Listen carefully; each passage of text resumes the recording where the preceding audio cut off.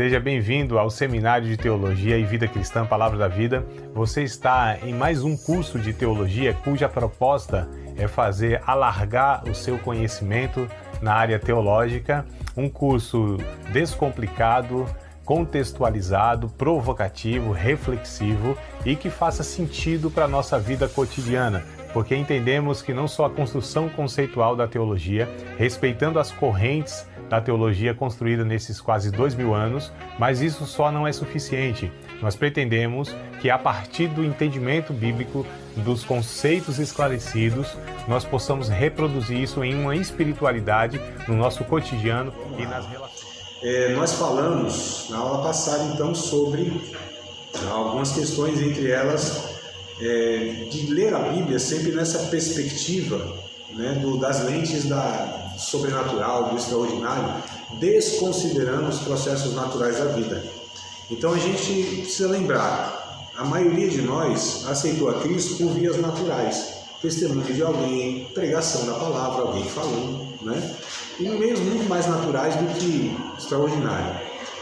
E um dos grandes problemas que nós temos, quando a gente quer levar para essa perspectiva sempre do sobrenatural, espiritualizar o que não deve ser espiritualizado, um dos pontos que a gente tratou aqui, sobre essa questão de a batalha, o movimento de batalha espiritual, ele quer espiritualizar tudo, absolutamente tudo, vê demônio em tudo, acha que tudo são processos espirituais, desconsideram a natureza em si, né? E essas questões que inclusive a Bíblia cansa de narrar. A Bíblia ela tem infinitamente muito mais narrativas, histórias, relatos e testemunhos de processos naturais, irmãos. Os extraordinários, os sobrenaturais, é infinitamente menor do que os naturais, onde Deus sempre conduziu, por exemplo, uma nação por séculos e séculos, onde houve milagres, fato, muitos, dezenas e centenas. Mas há tantas histórias de famílias, por exemplo, de relações, onde as coisas aconteceram e por meio delas é que Deus vem nos orientando, nos ensinando como o ser humano deve viver, inclusive, mostrando inclusive a natureza humana, o pecado humano. A gente vai ver isso um pouco mais para frente, né? Então a gente precisa sempre pensar nesse processo natural que mesmo Deus estabeleceu e que o pecado afetou e que a soberania de Deus tem a ver com isso e o que o sangue de Cristo, ou melhor, a obra de Cristo veio para estar corrigindo essas coisas. É o que a gente vai falar daqui para frente, tá? Sobre essas perspectivas da soberania de Deus, das escrituras e etc e tal. E aí alguns falam assim, mas calma aí, Paulo, como que ele aceitou a Cristo? Como que ele foi salvo? Por uma pregação? Testemunho de alguém? Não, né? O próprio Cristo apareceu aí, de uma forma sobrenatural. Só que a gente precisa levar em conta o seguinte, isso aqui é um caso esporádico, isso aqui é uma exceção. A grande maioria dos apóstolos, inclusive, eles na verdade foram ensinados por Jesus, instruídos por Jesus. O apóstolo Paulo é uma exceção. A gente não pode pegar as exceções e fazê-las dela regra, ou fazê-la da exceção regra. Esse é o grande problema, pegar as exceções e fazer dela regra para todo mundo. Quem mais Jesus salvou dessa forma? Os apóstolos, como a gente disse, a exceção de Paulo? Nenhum. Paulo lá foi usado por Deus lá para curar muitas pessoas com os aventais dele, não foi? Mas me parece que só foi aquela ocasião também, isso não continuou. O método, da mesma forma, teve outras questões. Pedro, por exemplo, a sombra dele curou, lenço também, as coisas, mas parece que também não se repetiu na vida de Pedro ao longo da sua vida. Só para a gente entender, são exceções, a gente não pode pegar as exceções e fazê-las dela regra. A gente não desacredita das exceções, tanto é que elas estão na Bíblia e a gente crê em milagre, só que a gente não deve pautar a nossa vida por milagre. Inclusive, se o milagre for cotidiano, deixa de ser milagre. Né? O que é um milagre? É aquilo que foge do cotidiano, do natural, o que é o extraordinário, é o que foge do ordinário. Então, se toda vez tiver extraordinário, milagre e intervenções de Deus, isso deixa de ser milagre e passa a ser cotidiano, o natural, por assim dizer, né? Então a gente precisa buscar sempre o equilíbrio, amados. Acho que a chave é essa, é o equilíbrio de tudo isso, tá? Quando a gente aborda esses temas mais subjetivos, né, com essas realidades de seres celestiais, infernais, a gente precisa se limitar do que a Bíblia ensina, tá? Porque se a gente busca em fontes que não são inspiradas, a gente vai incorrer, mas assim, um sério risco de criar heresias. Então eu falei também em aulas passadas que em relação a demônios, intervenções, essas questões, se a Bíblia ensina, a gente acredita, a gente toma de fato aquilo como seguro. Agora, se a gente busca informações em outro lugar que não é a Bíblia, para trazer algumas afirmações como verdade e doutrina, aí é um risco muito grande. Porque nós somos o povo de um livro. Os cristãos, eles têm a única fonte de regra para regrar sua vida como fonte de verdade, a Bíblia. Nada mais, nenhum outro escrito. Cada religião tem aí as suas verdades, seus escritos. Nós temos só as escrituras sagradas. E nela nós nos limitamos. O que a Bíblia fala, a gente fala. Onde a Bíblia se cala, a gente também se cala. Quem quiser ir além disso está se colocando num risco muito grande, né? E eu digo que é muito mais corajoso do que sábio afirmar aquilo que a Bíblia não fala, né? Então, tem pessoas que acham que são sábias, mas se a Bíblia não fala, para mim é muito mais corajoso. Tem que ter muita coragem em afirmar coisas que Deus nunca disse. E alguns ainda pensam que Deus falou para ele, né? Então, as heresias nascem disso, a grande maioria das heresias. Um anjo me falou, Deus me falou assim, assado. Aí isso vai virando uma regra, uma doutrina, um dogma, um ensinamento. Então, assim, é muito complicado. E a Bíblia diz que isso não pode acontecer. Que as Escrituras, elas foram inspiradas pelos apóstolos. Homens inspirados, somente os apóstolos foram. E os profetas do Antigo Testamento. Não existe, depois de João, que foi o último apóstolo, né, a morrer, não existe mais nenhum homem sendo usado por Deus a nível de inspiração, de trazer verdades bíblicas. Não existe, amados. Deus, ele encerrou a inspiração com a morte do último apóstolo. É muito complicado os tais dos profetas ou das pessoas que acham que ele é o oráculo de Deus, né, o canal de Deus para trazer coisas que a Bíblia nem traz ainda, nem trouxe ainda, né, não traz, não trouxe, nem trará. Como verdade, eles acham e se denominam como pessoas assim que são inspiradas. Não existe isso. Todo suposto profeta que fala precisa passar pela peneira do que a Bíblia ensina. Todos, sem exceção. Não há um único homem digno de confiança de trazer verdades, a não ser que ele fale o que a Bíblia diz. Então nós que ensinamos, que pregamos, nós não geramos esse conteúdo. A gente somente transmite aquilo que Deus já deixou para todos, inclusive. Né? É que tem vocações, ou melhor, tem dons, que trazem isso com mais detalhes, que são de fato os pregadores, ou deveriam ser os pregadores e os mestres, trazem, né, a elucidação. Mas a Bíblia, inclusive, está acessível a todos. É que, infelizmente, nós temos, no nosso país especificamente, a gente tem uma cultura de transferir responsabilidade, né? De terceirizar a responsabilidade. Como a gente tem muita terceirização, né? Então a gente terceiriza também a fé. A gente deposita cegamente a nossa fé a pessoas. Isso é muito arriscado, mas também é mais cômodo, é mais confortável, é mais fácil. Porque se uma pessoa falou para fazer tal coisa e eu fiz e deu errado, é errado, então eu cobro daquela pessoa que me instruiu. Eu não estou dizendo com isso que não há dons, né, como eu citei aqui, pastores e mestres que expõem a palavra, mas que todos nós, todos os discípulos de Cristo, devem ter a responsabilidade de conhecer a Bíblia Sagrada, até mesmo para fazer esses filtros. Que critério que a gente tem para avaliar se o que eu estou falando aqui, que critério vocês têm? Então, o que eu estou falando aqui, se de fato é bíblico.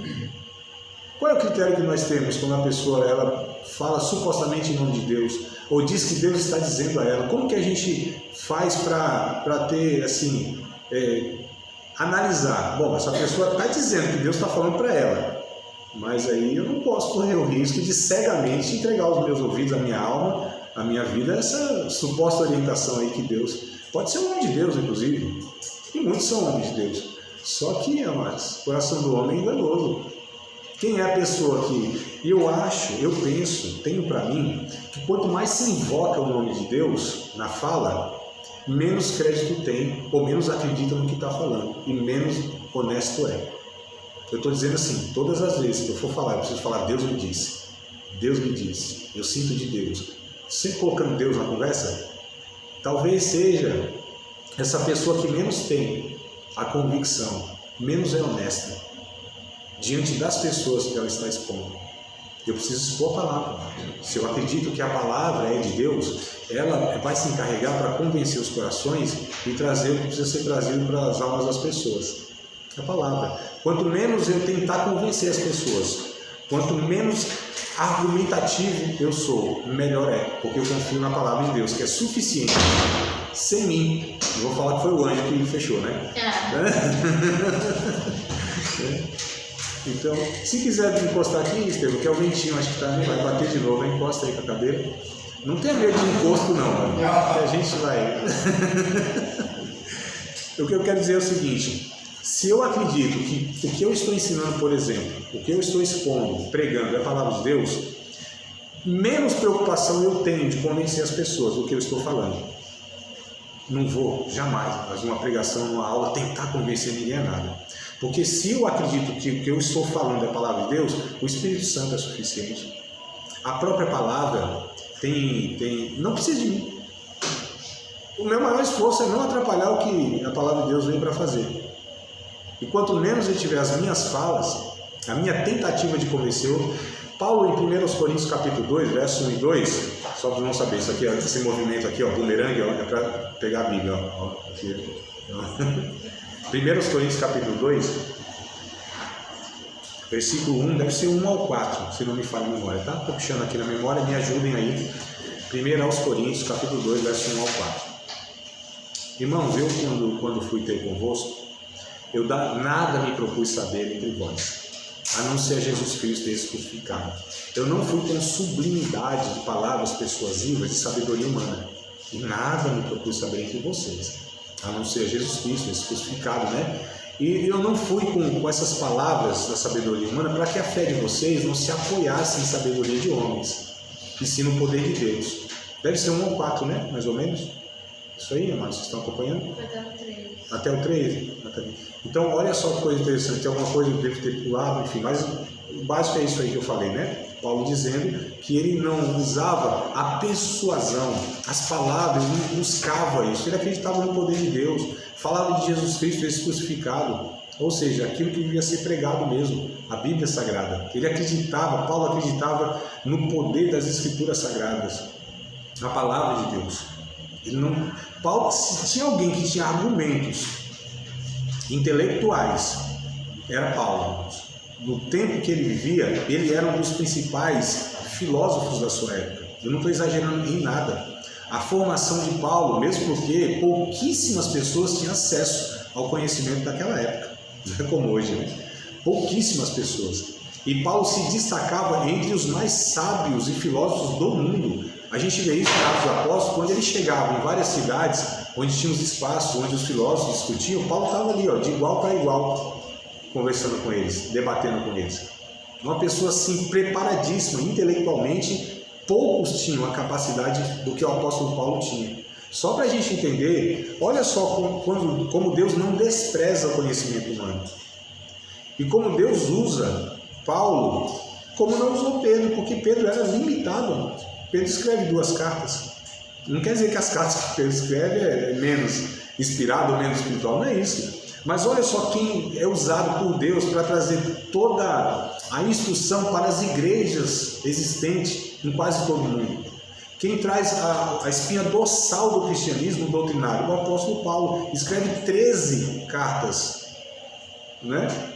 27, quase metade do Novo Testamento. O Novo Testamento tem 27 livros, né? Quase metade do Novo Testamento é Paulo que escreve. O próprio Pedro vai dizer assim, tem coisas que Paulo fala, que escreve, que é difícil de entender, né? Que os indoutos ainda distorcem. Olha que coisa interessante, o próprio apóstolo Pedro diz que tem coisa muito difícil, não dá nem para entender. Esse Paulo aí é, como diria o jovem periférico da cidade de São Paulo, da Zona Leste, embaçado demais. Então vamos lá, amados. Para que isso seja evitado, né, a gente precisa compreender 4 princípios fundamentais, ou seja, para que seja evitado a questão da gente recorrer em erros e criar heresias consequentemente. A gente precisa compreender 4 princípios fundamentais. Essas aulas para frente eu vou trabalhar esses 4 princípios fundamentais que são a soberania de Deus, a suficiência das Escrituras, a queda da raça humana, a suficiência da obra de Cristo. Esses são os 4 princípios fundamentais para que a gente possa, então, ser guiado em toda a verdade, e principalmente nessa matéria, nesse assunto que a gente está tratando, tá? A soberania de Deus é uma, a suficiência das Escrituras, a queda da raça humana e a suficiência da obra de Cristo. Vamos falar de uma por uma? A soberania de Deus. Deus é soberano e absoluto no seu universo. Deus é soberano e absoluto no seu universo. Quando se afirma que Deus é um soberano, significa que ele tem poder ilimitado para fazer o que quiser com o mundo e as criaturas que criou. E que nenhuma delas, mas nenhuma mesmo, tá? Pode ao final frustrar os planos de Deus. Não existe poder satânico, não existe poder humano, não existe nenhuma força nesse universo que pode fazer Deus ser frustrado, impedir a ação de Deus, no indivíduo e coletivamente. O diabo é apenas, diante de Deus, é apenas uma criatura infinitamente inferior a ele. Porque a ideia que muitos têm é que o diabo ele tem um poder paralelo, né? A ideia, né, tem um reino paralelo, como se ele estivesse num trono no inferno, mandando e desmandando, dando garfada um bocado e mandando, enviando os demônios para bagunçar esse mundo aqui. Não, mas não é essa ideia, não. A Bíblia jamais dá margem para isso. Primeiro que o diabo não tem um reino, ele não é rei, e ele nem no inferno está. Isso é mais uma teologia popular, né? Então olha só, a Bíblia não tem um único versículo que dê margem para essa ideia de que o diabo está no inferno. O inferno nem é habitado pelo diabo, e ele nem manda, ele não é um poder autônomo, ele não tem um poder paralelo, ele é uma criatura de Deus, como um ser angélico que foi criado, né, lá antes da queda dele. Ele é mais um que está sob o governo de Deus. Ele é um servo frustrado, é verdade, mas é um servo frustrado de Deus. Diga lá. Por que ele não fala algo que Satanás se governa? Não, Estevão, não tem. Não tem, amado. Não tem, amado. Não tem um único versículo que dê a entender que o diabo, ele tem... Porque assim, talvez, vamos lá, tem alguns textos que talvez, né, mal interpretados, podem dar margem a esse pensamento. Como, por exemplo, 2 Coríntios 4:4, que diz que o Deus desse século cegou entendimentos dos incrédulos. Talvez, não sei qual que você está pensando, se tiver, até eu não me recordo, tá. Exatamente onde está. Tudo bem. Então eu vou pegar até esses que possivelmente poderiam gerar essa compreensão. O Deus desse século cegou entendimentos dos incrédulos. Então, poxa, então a Bíblia não está falando que Satanás é um Deus? Não. É uma linguagem que Paulo diz, o Deus desse século, ou seja, aquele que tem... Porque assim, a gente precisa entender o seguinte, quando a Bíblia fala de Deus ou de deuses, muitas vezes se refere o quê? Aos deuses pagãos, né? Ou a esse ser que muitos têm como Deus, mas não é Deus, porque a Bíblia não pode se contradizer. É por isso que a gente vai trabalhar esse ponto, a suficiência das Escrituras. Então a Bíblia precisa ser interpretada em todo, ela não pode se contradizer jamais. Se a gente pega dois textos, alguns textos, que um parece contradizer o outro, há algum erro de interpretação aí, né? Por exemplo, em 1 aos Coríntios, capítulo 8, Paulo vai dizer que para os pagãos há muitos deuses e há muitos senhores, mas para nós há um só Deus e um só Senhor, que é o Jesus Cristo. Quando lá em Ezequiel capítulo 10, Deus diz assim, ó, os deuses que não fizeram os céus e a terra, ou Deus que não fez os céus e a terra, vão desaparecer porque não são deuses. Então no imaginário coletivo humano existem deuses, né? Tanto lá para os pagãos do Antigo Testamento, quanto para os gregos, para os romanos, e hoje nem se fala quantos deuses imaginários as pessoas, as religiões fabricam. Só que biblicamente ela vai apresentar, existe apenas um Deus, que é Deus. Porque até o termo Deus, se houvesse outro, não faria sentido. Porque quem é Deus? O que é um Deus? Ou quem é Deus? É aquele que está acima de tudo e de todos. Essa é a ideia de Deus, o soberano. Então, no imaginário das pessoas, existem deuses. Mas a Bíblia fala, Deus, ironicamente dizendo, quem não criou os céus e a terra, ou seja, quem não é criador, não é Deus. É criatura, no máximo é criatura. Né? Agora as pessoas fazem deuses. Tá? Então a gente precisa entender essa linguagem. E quando Paulo diz assim, só existe um Deus, um só Senhor, então ele está trazendo a revelação. Diga, Mãe.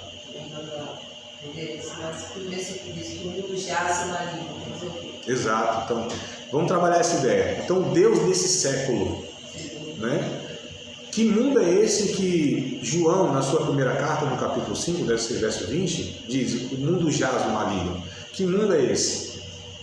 É o sistema que é governado por Satanás através do pecado no coração dos homens maus. Entenderam, amados?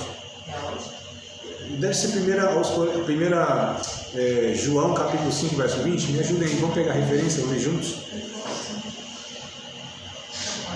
O mundo jaz no maligno, não é? Que mundo é esse?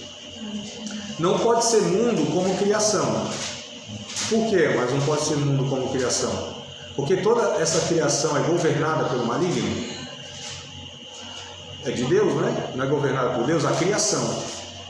Deus é Deus da criação. Ele é Deus sobre tudo e sobre todos. Deus diz, a terra é minha e toda a sua plenitude. Lá em 1 Coríntios capítulo 8, inclusive, está escrito isso, né? Porque Paulo está tratando sobre essas questões diante da compreensão pagã. É 5:20? Qual é 19? É por aí. É por aí. 20. Se não for 20, é 19, 18. 19, amado? Então, leia para a gente, por favor. Isso. Sabemos que o Filho de Deus veio e nos deu o entendimento, que podemos conhecer aquele que é verdadeiro. E nós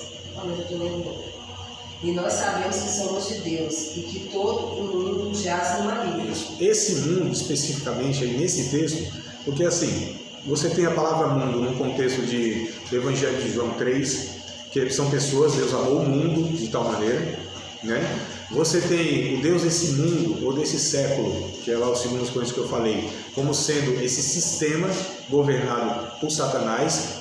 Que sistema é esse? É um sistema onde o pecado, ele governa o coração dos homens maus. Tá? E você tem mundo como criação. Então você tem o mesmo termo, e é o seguinte, às vezes a pessoa fala, mas o que está no original? A palavra é a mesma para os 3 sentidos diferentes. Está lá cosmos, ou cosmos ou aion, né? São 2 termos usados para traduzir para o português mundo. Só que eles, dependendo do contexto, aí tem sentido diferente. Que é a mesma coisa no nosso idioma no português. Às vezes o mesmo termo, dentro de um contexto, ele tem outro sentido. Então, né? Isso aí são os idiomas, está tudo certo. É por isso que a gente precisa interpretar a Bíblia dentro do contexto. É uma regra que a gente tem de estudo, né? Da teologia, que é a hermenêutica. Então, este mundo, que se refere João aí no capítulo 5 e 19, né? É o sistema governado por Satanás, que é o sistema corrupto, o sistema injusto. Essas relações de injustiça, violência, exploração, que os homens maus, eles, uns com os outros, convivem. É esse mundo, tá? Então, assim, a gente precisa diferir isso. Tudo bem? Tranquilo? Posso continuar? Então vamos lá, Hebreus capítulo 2, verso 14. Sim, pode falar. Pode falar, mãe. É que eu estava falando até agora. Aqui em Marcos 3 diz assim: e se um reino se dividir contra si mesmo? Tal reino não pode subsistir. E se uma casa se dividir contra si mesmo, tal casa não pode subsistir. E se Satanás se levantar contra si mesmo e for dividido, não pode subsistir antes tem o fim. Aí aqui fala de que ele tivesse um reino. Sim, o reino dividido contra si mesmo não prosperará, né? Comparando com essa questão, porque olha o contexto, vamos sempre no contexto. Jesus está expulsando lá o demônio. Eles estão atribuindo o poder de expulsão de demônios de Jesus a Satanás. Então, ele está sendo usado, ele expulsa os demônios pelo Beelzebul, o príncipe dos demônios, né? Aí Jesus disse, não faz sentido o que vocês estão falando. Uma casa dividida contra si mesmo, ela permanece? Não tem lógica isso. Então, assim, um reino dividido contra si mesmo permanece? Não tem como. Então, Jesus está combatendo essa lógica que eles estão falando. Você está expulsando o demônio pelo príncipe dos demônios. Isso faz sentido? Não, não faz, né? Então, Jesus só está trabalhando essa questão de que não faz sentido, não tem lógica essa conclusão deles. Uma casa dividida contra si mesmo não vai nunca subsistir, ela vai se autodestruir. O reino dividido contra si mesmo, ele também não vai subsistir, vai auto-se-destruir. Então não tem lógica a conclusão deles. Jesus só está combatendo isso. É muito interessante a gente entender o seguinte, porque alguns pensam assim, mas não está falando que ele é o príncipe dos demônios? Se é um príncipe, tem um reino, né? Mas se a gente for por essa lógica, o arcanjo Miguel é chamado de príncipe também. Ele também tem um reino. Então perceba, ou a gente tem uma coerência na interpretação toda, ou então a gente vai ser seletivo na interpretação, né? Então principados, então cada principado tem lá seus reinos. A teologia não trabalha isso. A teologia que eu falei para vocês, em 1900 anos, não tem essa conclusão. É só essa batalha espiritual que vem trazendo essa interpretação. Será que eles estão redescobrindo a roda? Tem alguma iluminação que 1900 anos os grandes estudiosos em toda a história não tiveram? Estranho, não é? Então é por isso que a gente precisa sempre tomar cuidado para essas novas interpretações. Nenhum ensinador sério fora do movimento de batalha espiritual vai chegar à conclusão que Satanás tem um reino. Isso não é entendido. Por quê? Porque essa é a doutrina que a gente trabalha na teologia, que é a seguinte: Deus é soberano, Ele é rei, e Ele é rei dos reis, Senhor dos senhores. E Ele tem um reino, e o seu reino nunca terá fim. E o seu reino é sobre todos os reinos humanos, inclusive. Né? Mas então, os reinos humanos, então os homens são reis? São no sentido, na perspectiva humana, mas nunca no âmbito espiritual. E mesmo no âmbito humano, ainda o texto, por exemplo, acho que é Provérbios 22, verso 1, se não me falha a memória,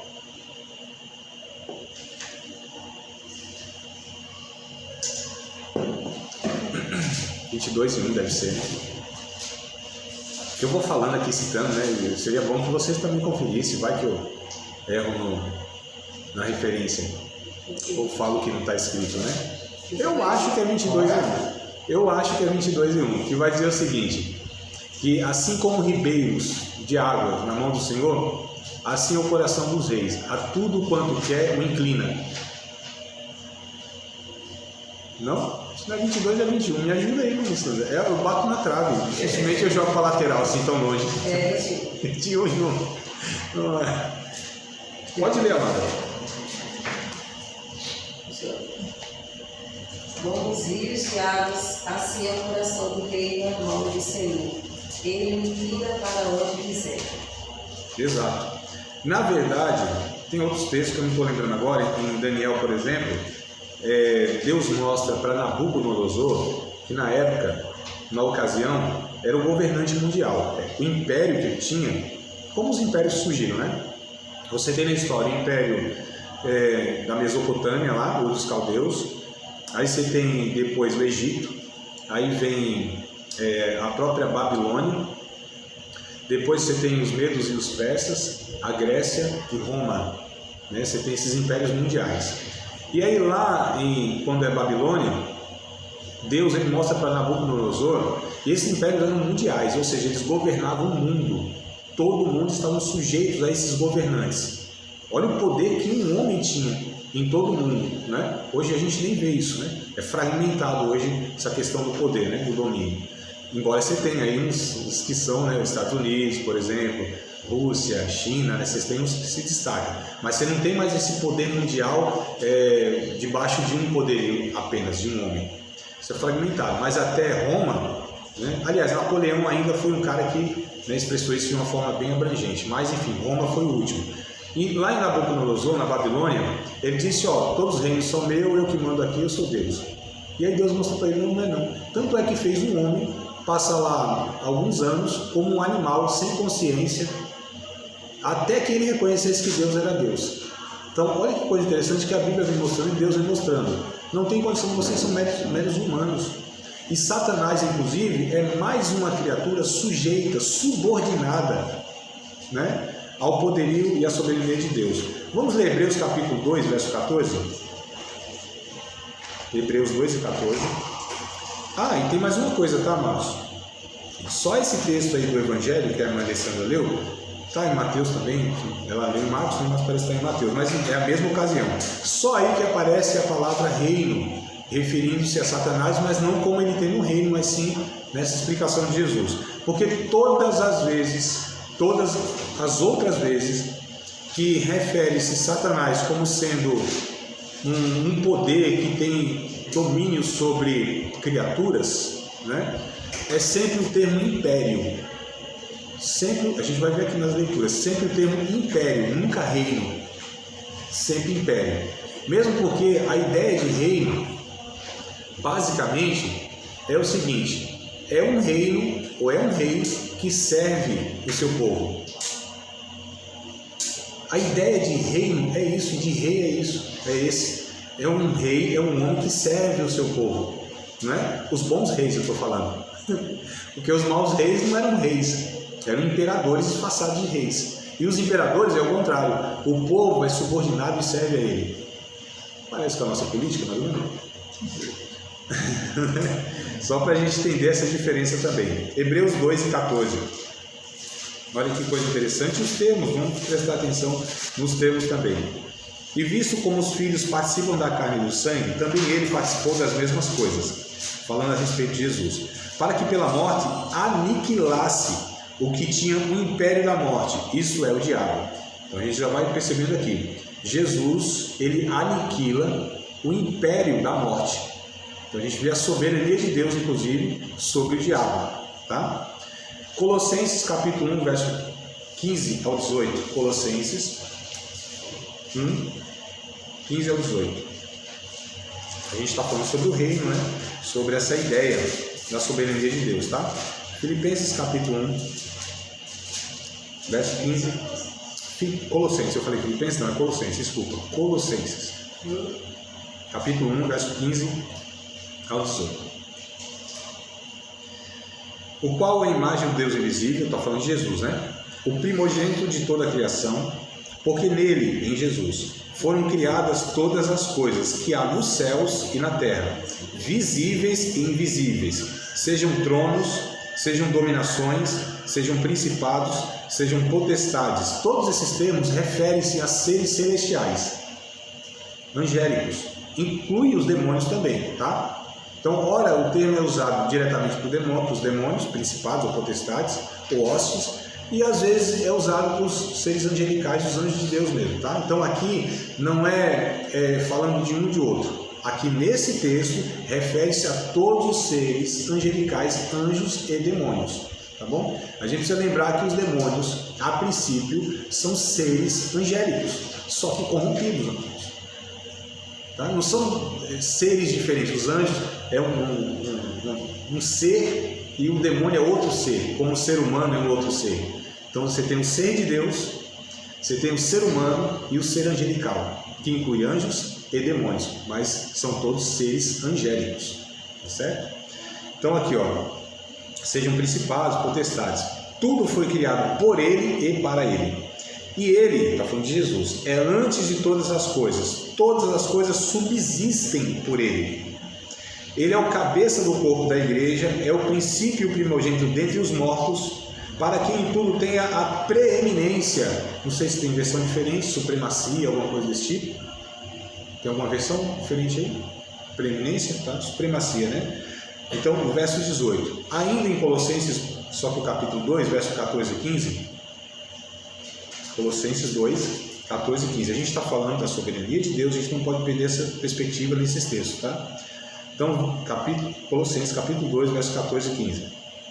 Havendo riscado, está falando de Jesus, no seu sacrifício, a célula que era contra nós nas suas ordenanças, a qual de alguma maneira nos era contrária, e a tirou do meio de nós, cravando-a na cruz, e despojando os principados e potestades, os expôs publicamente e deles triunfou em si mesmo.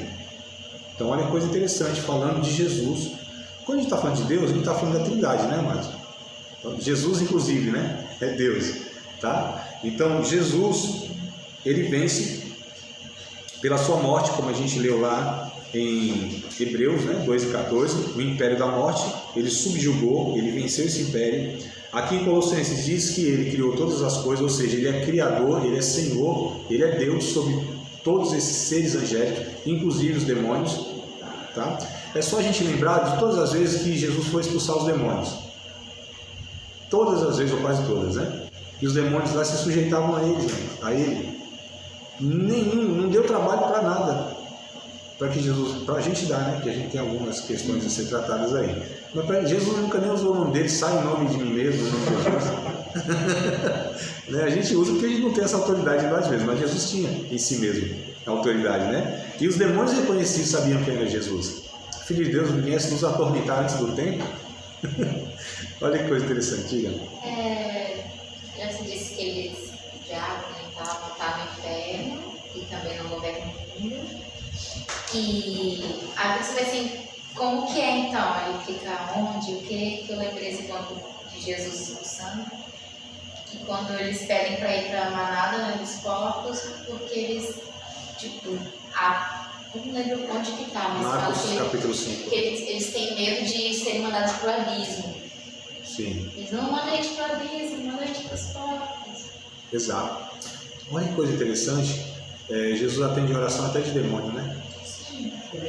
Então não há muita virtude em Jesus atender as nossas orações. Se até os demônios atendeu. Esse abismo, Natan, é pensado como o abismo que está em Judas, a carta de Judas. Porque assim, a gente precisa entender o seguinte, a dinâmica, né? Quando a gente lê Lucas capítulo 16, a gente vê essa configuração bem interessante, antes de Jesus, tá? Depois de Jesus, o sacrifício ser mudado, a gente estuda escatologia, a gente percebe isso, né? Nitidamente. Mas aqui você tem o paraíso, você tem o abismo e você tem o inferno aqui, né? Na parábola lá do rico Lázaro, que não é parábola, é uma história verdadeira, não é história, é história. O termo lá, primeiro e segundo versículo vai dizer que haver, existia. Mas enfim, é contado como parábola, mas não é uma parábola. É Jesus descrevendo de fato essa realidade espiritual que a gente não tem acesso, né? Então você tem aqui, o Hades, aqui o inferno, e inclusive o diabo não aparece aqui, ele não está aqui, como nenhum texto da Bíblia o diabo está no inferno, nenhum texto, um sequer. Se tiver um, tudo bem, mas não existe nenhum. Toda vez que eu falo do inferno, aliás, o inferno é lançado no lago de fogo, o diabo é lançado lá, o falso profeta, o anticristo, é tudo lançado, inclusive o inferno, tá? Mas enfim, aí aqui tem um abismo. Esse abismo aqui, Judas, no verso 6, se não me falha a memória, Apocalipse também, capítulo 14 mais ou menos ali, vai falar que esse abismo aqui é onde estão aprisionados demônios que só serão soltos, inclusive, nos tempos do final dos tempos, na verdade, né? Então esse abismo é um lugar existencial, não é geográfico, né? Porque a gente não é geográfico, a gente está tratando aqui daquilo que não é geográfico, né? Onde fica, em cima ou embaixo? Ah, mas a Bíblia não fala, Deus está no céu e o caminho do inferno para baixo? Mas isso tudo aqui é no imaginário, né, amados? Isso não é geográfico, não é embaixo, tá certo? Como se fosse geograficamente embaixo, porque o Japão embaixo não é mesmo embaixo nosso. Ah, no centro da Terra, também não é, amados. Isso a gente está falando de realidades que ultrapassam a geografia, o tempo e o espaço. Nós estamos falando daquilo que é eterno, de seres inclusive que são eternos, que não estão sujeitos a tempo e espaço. É por isso que o demônio incorpora, por exemplo, num animal ou numa pessoa. Não é sujeito à materialidade, né? Mas o abismo, ele se refere. Então os demônios falam, não nos mande para o abismo. E de fato não mandou, né? Mas a questão é, quando a gente fala que você falou assim, tá, o Satanás ele não governa esse mundo. Esse mundo, eu estou falando como criação, tá? Então isso que eu quero que vocês fixem mesmo, como criação. Aí não, aí é Deus que é soberano, Ele é criador e só Ele tem legitimidade para governar o mundo que Ele criou. Ele não deu isso para Satanás nunca. Imagina se desse, Satanás tinha destruído isso aqui tudo. Ele ofereceu para Jesus, né, todos os mundos dessa terra aqui, dessa terra, né? Mas dessa terra. É possível, e eu acredito, enfim, que Ele tenha condição de iludir o homem com todos os recursos humanos que aqui podem ter, nesse sentido de governo, né, de nações, mas assim, não no sentido sem a permissão de Deus. Eu não vejo, amados, e como eu falei para vocês, mais um único teólogo sequer em toda a história vai aceitar que Deus não tem o domínio sobre os governos da terra. Deus diz isso diretamente: eu coloco reis, eu tiro reis, eu coloco os poderosos, eu abato os poderosos, né? Isso sai em muitos livros do Antigo Testamento, e o Novo Testamento então nem se fala.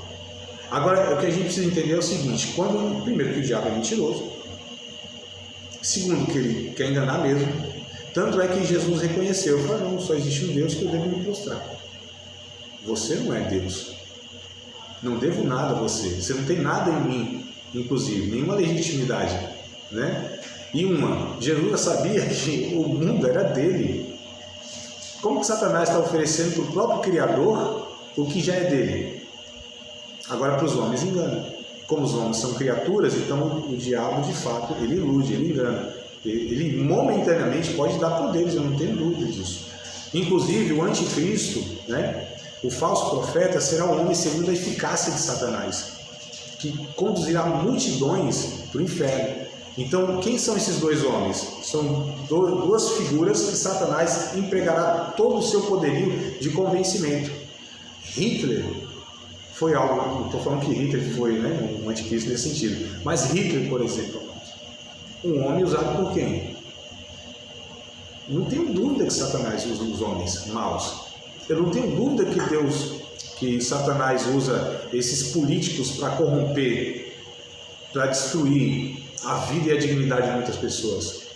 Eu não tenho dúvida que Satanás ele tem influência muito grande sobre as mentes e os corações humanos, que é aí que eu me refiro. Esse mundo governado por Satanás é o coração desses homens maus, essas estruturas corrompidas de injustiça que nós, homens pecadores, governados pelo pecado, nós criamos, fomentamos. Deus criou um jardim, a cidade é nossa.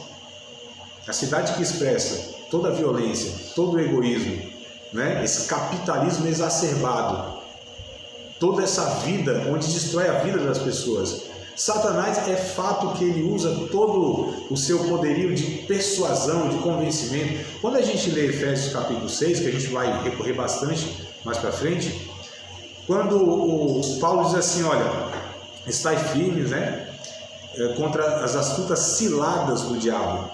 Olha que coisa interessante. O que é cilada do diabo? O termo lá, metodeia, lá cilada, vem de método, uma forma inteligente, armadilha, né, estratégica. Então o diabo ele tem suas estratégias para levar o homem longe de Deus, enganar os homens. É por isso que a gente tratou, inclusive nas duas aulas, nas duas primeiras anteriores, essa questão de que o campo da batalha é a mente do ser humano. E que a arma principal de Satanás é a mentira, é o engano. E a gente deve combater com a verdade.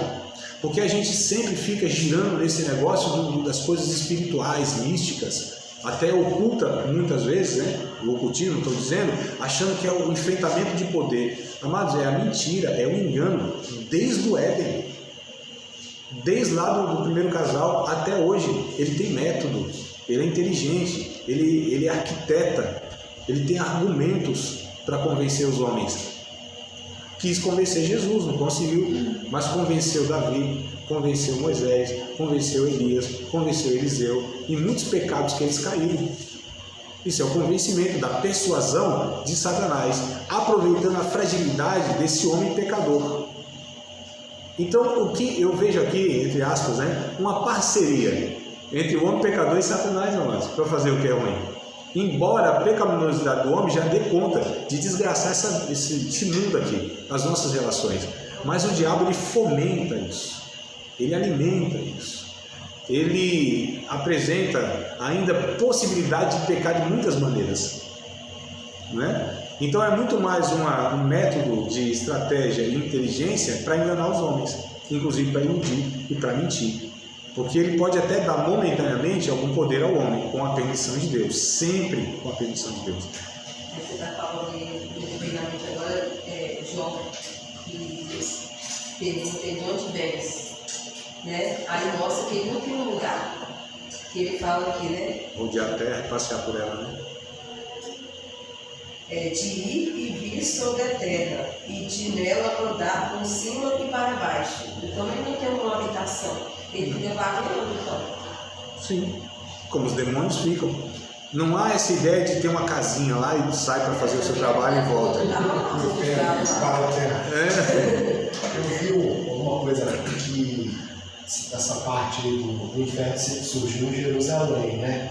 E tinha uma parte inferior, fundo, que eles botavam fogo nas crianças e tal. Aí aquilo era um temor, né? Aí o nome é parecido, inferno e tal. Aí criou que foi surgindo, não posso morrer, vai pro inferno. Exato. O inferno é ali embaixo. Você tem 3 termos na Bíblia para falar que é traduzido para a palavra inferno, né?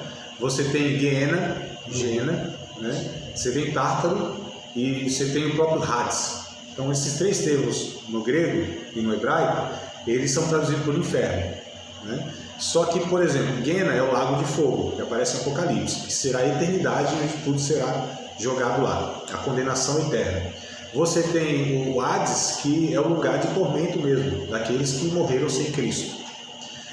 Agora interessante que o Gena, né, ele vem do termo Geinon, que era o vale do Geinon, onde se travavam as batalhas. Que lá no Armagedon, a batalha final vai se travar. Mas lá onde se tinha também o lixo da cidade. Isso, é esse jogo. Né? É o lixo da cidade onde era queimado, que até hoje é assim, os aterros. Aqui não sei onde ficam os aterros aqui. Vocês sabem não? Já viram aterro sanitário não? Nunca viram? Temos aqui, tem um lixão aberto ali, não é um aterro. Lixo aberto? Meu Deus do céu, mesmo. Descartam lá e não tem lugar para descartar. Nossa. A população descarta, mas faz um chapadão ali. Jesus eterno, é assim que funciona aqui? Meu Deus do céu, que desestrutura estatal. Mas enfim, eu morava até perto de um aterro sanitário lá em São Paulo. Mas eu digo perto assim, né? Era longe, que nem pode ser tão perto das casas. Mas é interessante que a gente até subia no monte lá para orar, e à noite, principalmente à noite, né? Você via assim, ó, vários foguinhos. Aí de dia dava para você ver como era feito e tal, né? Os aterramentos e tal. E aí, os gases, né? Então, por isso que tem a eliminação dos gases, né? Enfim, mas lá em Jerusalém, ou lá na antiga Palestina, havia então esse vale do Geinon, onde se travava batalha. O que fala das crianças é porque tinha alguns rituais que eram o Moloque, né? Onde as crianças eram colocadas na estrutura de metal, e é da onde vem a palavra moleque e tal. E aí eles colocavam lá como um ritual, que aí Deus reprovou muitas vezes, né? Nunca ordenei vocês que desse o filho de vocês a Moloque e tal, etc e tal. Mas para a gente não viajar muito aqui nas ideias, então olha que coisa interessante, eu me perdi todinho. Estava falando do que você perguntou, Nathalie, sobre onde ele está. Não tem um lugar fixo, não tem um geográfico, né? A gente está falando com seres que não estão sujeitos a essas materialidades aqui. Os anjos, por exemplo, da eternidade para cá, para vir aqui, é uma fração de segundos. Eles não estão sujeitos a essa materialidade, a geografia, são atemporais. A gente precisa entender sempre essa dinâmica, né? Esse mundo espiritual que ele transpassa o material, ele perpassa, melhor dizendo, o material, essa realidade. Então, por isso, como tem tantas coisas que não é sabida, então para a gente não ficar viajando na maionese, a gente sempre precisa vir a Bíblia. O que a Bíblia fala sobre isso? Ah, fala isso aqui, mas eu queria saber mais. Mas se ela não fala, eu vou ficar só no quero saber mais. Só que muitos, eles exploram isso e aí vai falando de um monte de coisa que a Bíblia ela não dá respaldo, que aí é onde mora o perigo das heresias. E aí onde a gente acha que ali Deus está revelando alguma coisa. A essa aparente sabedoria do que aquela pessoa é usada por Deus e entende esse mundo espiritual é muito perigoso, Deus, tá? Eu prefiro ficar na simplicidade da Bíblia do que incorrer nas heresias. Ah, mas André, você de repente deixa de saber coisa, eu não sei. Eu não confio em mim, não confio nas fontes que não é bíblica, então eu prefiro de repente ser uma pessoa tida até como simples no ensino, mas que passa aquilo que é verdade, do que essas pessoas que ficam enfeitando o pavão, tá? Voltando aqui ao Apocalipse, não, a gente estava em Colossenses, mas vamos para o Apocalipse para falar sobre a soberania de Deus, tá? Esse é o foco que eu quero manter aqui. Apocalipse capítulo 1, versos 17 e 18. Eu vou falar aqui agora, que fala sobre esse machado, né? Isso. Exato, Ana. Se está com ele, o inimigo não pode entrar, né? Exato. Vamos lá, Fernando. Então você estava aí nesse texto, né? Apocalipse 1? Eu estava dando uma pesquisada sobre ele, na NVI. Tá, vamos lá então, lê aí para nós na NVI. capítulo 1 de Apocalipse, versos 17 e 18. Para ser bem espiritual, o espírito é o mesmo, eu estava procurando aqui você aí, tá vendo? Pode ler, amado, e os demais acompanhem nas versões.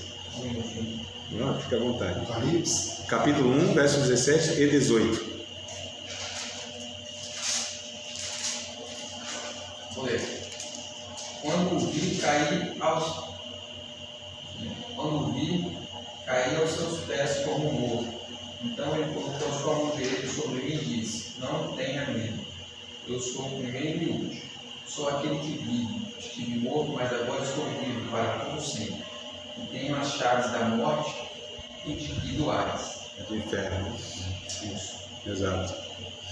Isso acabou aí já? 17 e 18? Aqui acabou. Tá bom, então deve ter acabado aqui também.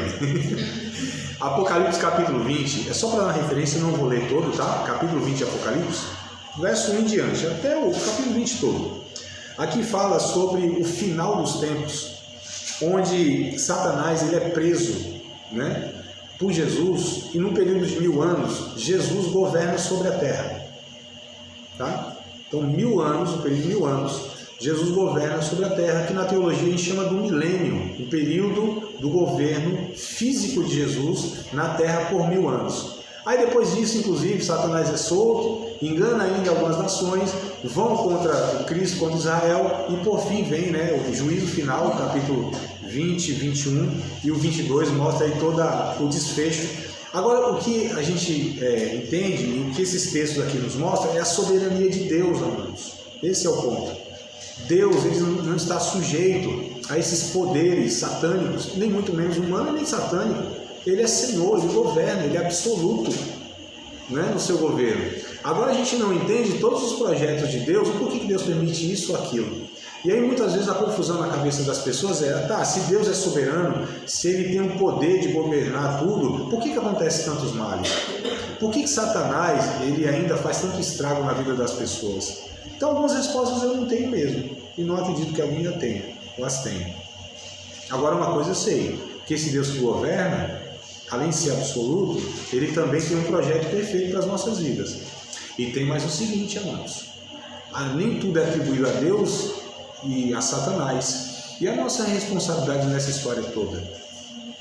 Porque é muito fácil a gente falar, não, mas Deus devia fazer isso, onde estava Deus? Onde a gente estava? E por que isso aconteceu? Ah, mas Satanás não foi Satanás mesmo, ou é o caráter deformado do ser humano que gerou tudo isso? Essas injustiças, por exemplo, sociais, é Satanás? É fato que ele está em algum bastidor dessa situação toda operando, mas isso é fruto do nosso afastamento de Deus, que a gente vai ver mais para frente. Então, percebe como a gente sempre quer escapar da responsabilidade da culpa? E a responsabilidade ou é de Deus ou a culpa é do diabo? Então a gente precisa ter muito cuidado nessas dinâmicas aí para pensar tudo isso, né? Então Deus ele exerce total controle sobre a natureza que criou, intervindo em suas leis naturais, né? Suspendendo essas leis. Isso a gente chama de milagre. O que são os milagres? É quando Deus suspende as leis que Ele mesmo estabeleceu. Né? Então a gente vê na Bíblia isso, por exemplo, o Mar Vermelho lá não se abre. Isso, Deus suspendeu a lei da física nesse sentido, né? Então a gente vê isso, chama-se de milagre, é a suspensão das leis naturais que Deus estabeleceu. Esses são os milagres, né? No Antigo Testamento Deus mostra a sua soberania escolhendo um povo, conduzindo na história para um propósito definido. Para mim isso é um dos maiores milagres que acontece na história humana, né? Ou seja, pegou um povo sem estrutura nenhuma, de escravos inclusive, diante de impérios poderosos, e Deus conduziu esse povo durante séculos e séculos para que o seu propósito se cumprisse. O Egito não parou esse povo, Babilônia não conseguiu parar esse povo, os medos e os persas não pararam esse povo, Grécia não parou esse povo, os gregos, né? Alexandre o Grande dominando o mundo, não parou esse povo, Roma não parou esse povo, foi conduzido, porque esse povo tinha o que demais? Tinha a soberania de Deus sobre sua vida. Não tinha obediência, porque muitas vezes, mas na grande maioria das vezes, ela ser destruída, né? Tinha hora lá que Deus disse, vou destruir todo mundo aí, viu? Aí Moisés falou, Senhor, tá bom, o povo merece, eu sei, mas não faz isso não, o que vão falar do teu nome? Moisés não estava preocupado com o seu ministério, nem com a fama do povo, era com a honra de Deus. E aí, muitas vezes, Deus disse assim: vocês precisam lembrar, vocês estão muito orgulhosos, vocês precisam lembrar que quando eu tirei vocês lá da situação de vocês eram pagãos, vocês eram da Mesopotâmia lá, escravos também, e por causa da desobediência. Então assim, Deus conduz esse povo não é por causa desse povo, por causa da obediência, por causa da capacidade militar, por causa de nada, era apesar deles. Então a gente vê a soberania de Deus em tudo isso, conduzir um povo na história. Oi? Exatamente igual a gente. Então por que a igreja ela está até hoje aqui na história, 2000 anos? Você acha que é por causa da nossa obediência? Da nossa inteligência? Dos nossos recursos? Do nosso poder em nome de Jesus? É por causa da soberania de Deus, irmãos. A graça de Deus está nos conduzindo, é apesar de nós, não é por causa de nós não. Sabe por que o diabo não destrói tudo isso aqui? Não é porque a igreja está aí dando conta, né? Expulsando os demônios das esquinas, melando de óleo de helicóptero a cidade. É por causa da graça de Deus, irmão. Porque se dependesse de nós, estava tudo falido. Esse reino tinha falido. É Deus que é soberano sobre nós, sobre tudo, sobre todos. E a gente vê a soberania de Deus nesse fato histórico, olha que coisa interessante, onde Deus conduz esse povo até vir Cristo. A vinda de Cristo é o maior milagre que acontece na história humana, o maior milagre. A salvação é o maior milagre experimentado por um ser humano. Quando às vezes alguns irmãos, eles me perguntam: André, você já viveu o milagre? Eu falo: claro, lógico, eu sou crente. Um crente que não viveu o milagre não é crente, não é salvo. E me fala qual é um milagre superior a esse do novo nascimento. Me fala qual é o milagre, a intervenção de Deus que pode preencher meu coração com tanta alegria, com tanta fé, com tanta esperança, do que a salvação que eu tive em Cristo Jesus. Qual é a maior experiência que eu posso ter em relação a Deus? A maior experiência, além do que eu já tive no novo nascimento com Cristo. O que pode preencher a minha alma e me manter servindo a Deus com entusiasmo, alegria, dedicação e obediência, a não ser alcançado lá na obra da cruz do Calvário, irmãos? Eu desconheço. Já vivi muitos milagres, nenhum deles, juntando todos, não se compara em nada ao que Cristo fez na minha vida há 24 anos atrás, me resgatando do próprio domínio do pecado sobre mim mesmo. Eu desconheço. Então eu penso que aqueles que estão muitas vezes, desejando ver tantas coisas de Deus, talvez não foi preenchido adequadamente pela salvação. Porque se a salvação não preenche a alma do homem, não é suficiente, irmãos. A gente sempre vai ser como um adicto, eu falei isso na aula passada, retrasada, como um dependente químico, que sempre vai precisar de milagre, doses maiores e coisas, sempre nessa corrida, porque a alma não está preenchida pela salvação em Cristo Jesus. Olha que coisa interessante, Lucas capítulo 10, deve ser lá pelo verso 20, mas antes um pouquinho, né? Jesus envia lá 2 em 2 discípulos às cidades, dá poder a esses homens. Olha que coisa interessante, dá poder a esses homens. E dá autoridade para eles expulsarem demônios, curar enfermos e, assim, transtornar as cidades que eles foram lá anunciar a mensagem de Cristo. Aí eles voltam todo alegrinhos. Pensa o que deixa crente pentecostal alegre é expulsar demônio, é curar enfermo. Aí vieram alegres: Senhor, não é que o negócio funciona mesmo? Até os demônios se sujeitam a gente? E aí Jesus reconhece: é verdade, eu vi Satanás como um raio cair do céu. Mas vocês não se alegram porque os demônios se sujeitam, porque vocês operam curas. Alegrai-vos antes pelo fato do vosso nome estar escrito no livro da vida. Então, amados, a gente precisa ter muito cuidado. Jesus identificou essa motivação ilusória de nos impulsionar na vida de fé, de sempre buscar essas coisas como sendo algo que preenche a nossa alma, como sendo o combustível da nossa alma para servi-lo. É a salvação, amados. Se a salvação não preencher a nossa vida, não haverá nenhuma ação de Deus, por mais miraculosa que seja, que vai contentar a nossa alma. Se nós não nos deleitamos na salvação em Cristo Jesus, Se o fato do conhecimento da minha consciência de que o meu nome está escrito no livro da vida não for suficiente, nada Deus poderá fazer para me tornar uma pessoa plena nele. Nada. Aí eu sempre precisarei de todas essas experiências esporádicas, pontuais, sazonais, ininterruptas e tal. Isso não gera fé em ninguém não, sabia? Porque a prova é Israel, 40 anos, vendo a olho nu milagres que não se repetiram em toda a história humana, hein? Durante 40 anos, 24 horas por dia. Pensa que era só 72 horas? 3 dias no retiro? 40 anos, ininterrupto, a olho nu. Essa nação, essa geração que presenciou tudo isso, não entrou na Terra Prometida por uma coisa: incredulidade. Aí você me falar que milagre gera fé no coração das pessoas? A fé é gerada por outra ação de Deus, que é a obra de Cristo na vida das pessoas. Porque quem precisa desses atos de Deus para gerar fé é porque é um incrédulo, aí precisa ver para crer. No Novo Testamento, Deus, na plenitude dos tempos, envia seu Filho, né? E ressuscitou dentre os mortos como um desenho da sua vontade.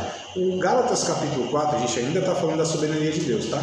Gálatas capítulo 4, versículo de número 4. Gálatas capítulo 4, versículo número 4. Só para a gente entender a soberania de Deus. O texto vai dizer: vindo a plenitude dos tempos, Deus enviou seu Filho, nascido de mulher, nascido sob a lei. Na plenitude dos tempos, Jesus veio. Gálatas 4. Quando a gente estuda a história de Israel, a gente percebe como Deus, em toda a história, foi preparando o mundo em sua volta. É interessante, não sei se vocês sabem, mas Israel fica no centro do mundo, né? Já viram o mapa mundi? Pega o mapa mundi assim, Israel está no centrinho do mundo, assim, no centro, é impressionante. Tem um texto de Ezequiel, deve ser capítulo 5, verso 5, alguma coisa assim, diz que Israel, olha que coisa interessante, você não tinha essa geografia sabida, né? Mas Ezequiel vai dizer que Israel pula no centro das nações. Então, ó, Deus já estava falando, vocês estão no centro do mundo. É 5 e 5 mesmo, né, Alessandra? É isso? Confere aí, Amaris, pô. Se não for, eu tento achar aqui. Mas enfim, tem esse texto aí. Está no centro do mundo. Aí a gente pega o mapa mundo e vai ver, né? Israel, nem a palavra Jerusalém, ela cabe no mapinha lá, que ela passa os limites. Tão pequenininha que é o país, né? A Israel lá. Tem a capital Jerusalém, a palavra Jerusalém não cabe. É 5 e 5 mesmo? É isso, né? Pula no meio das nações. Então olha que coisa interessante. Israel estava no centro do mundo e Deus preparando todo mundo. Quando a gente estuda essa história dos hebreus, para que Cristo viesse, ele veio no momento exato. Nem um ano a mais, nem um ano a menos. Deus estava preparando a mente dos seres humanos, o coração dos seres humanos, a estrutura das sociedades. Até cada império veio contribuindo para algum aspecto, para que favorecesse o anúncio do Evangelho. Cada império, amado, não vou detalhar agora porque não dá tempo, eu preciso passar outras coisas aqui. Mas só para finalizar aqui o último império. Roma, o que Roma fez? Construiu estradas pavimentadas. Até mesmo isso favoreceu para que o Império Romano fosse tido um controle muito grande, né? Porque os exércitos chegavam muito rápido, onde tinha alguma rebelião lá. Só que essas estradas pavimentadas favoreceu o anúncio do Evangelho pelos missionários. Só para falar de uma última contribuição do último império, sem falar de todos os outros, como por exemplo Grécia, que veio ainda antes de Roma. Foi favorecido em que sentido? O conhecimento, o desejo do saber, a revelação, né, do saber. Então eles vieram contribuindo de alguma maneira, sem saber, porque Deus, na sua soberania, foi conduzindo toda a história humana, todos os seres humanos em suas culturas. Deus não é Deus de Israel, irmãos. Deus não é Deus dos judeus. Deus é Deus da sua criação. E toda a sua criação está sujeita ao seu governo, está sujeita ao seu governo, à sua soberania. Não há limites, não há países, não há 1 centímetro de metro quadrado dessa existência que Deus não possa falar é meu. O Senhor é meu. Hã? O Senhor é em toda a sua plenitude. É o que está escrito nos Salmos e lá em Coríntios. Então não há uma cultura que é do diabo. Não há uma arte que é do diabo. Não há um território que é do diabo. Não há um alimento que é do diabo. Não há um vegetal que é do diabo. Não há um animal que é do diabo. Tudo é de Deus por direito de criação. Se essas coisas elas são usadas para glorificar Deus, aí é outra história. Porque o diabo quer tomar tudo mesmo de assalto, né? E quer atribuir tudo a ele. Ele não é pai de nada, ele não é criador de nada. A única coisa que a Bíblia atribui como paternidade do diabo é a mentira. Pai da mentira. O resto, Deus é pai de tudo, pai dos espíritos, né? Então vamos lá. Aqui, ó, então ele na plenitude dos tempos envia seu filho, né? Efésios 1:10. Vamos lá, rapidinho, ligeiro, tentar achar esses textos aqui para dar tempo. Eu concluí. Acho que vou ter que.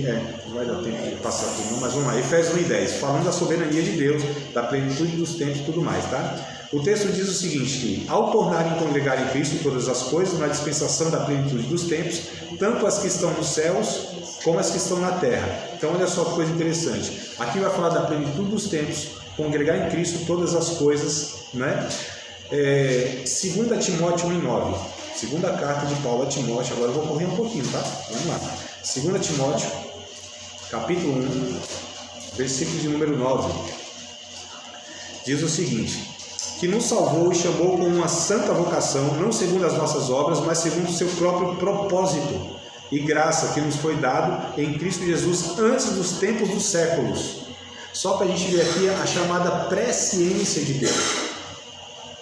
Antes dos séculos foi determinado, predeterminado, predestinado por Deus, amados, todas as coisas, segundo o propósito que Ele colocou para a salvação do ser humano. Então, olha que coisa interessante. Quem tem poder de falar eu decreto, eu determino, é Deus. Nem nós temos, a gente acha que tem, a gente queria ter mesmo, porque nós queremos ter poder, amados. E para nós é um negócio interessante ter domínio sobre os demônios.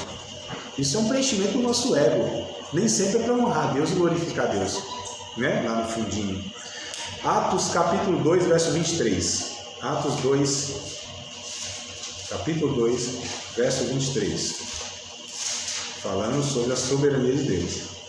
Atos 2, 23, o apóstolo Pedro, na pregação, ele diz o seguinte, Atos 2, 23, a este que vos foi entregue pelo determinado conselho e presciência de Deus, tomando vós o crucificaste e mataste pelas mãos dos injustos. A este, ou seja, Jesus, que foi entregue pelo determinado conselho e presciência de Deus.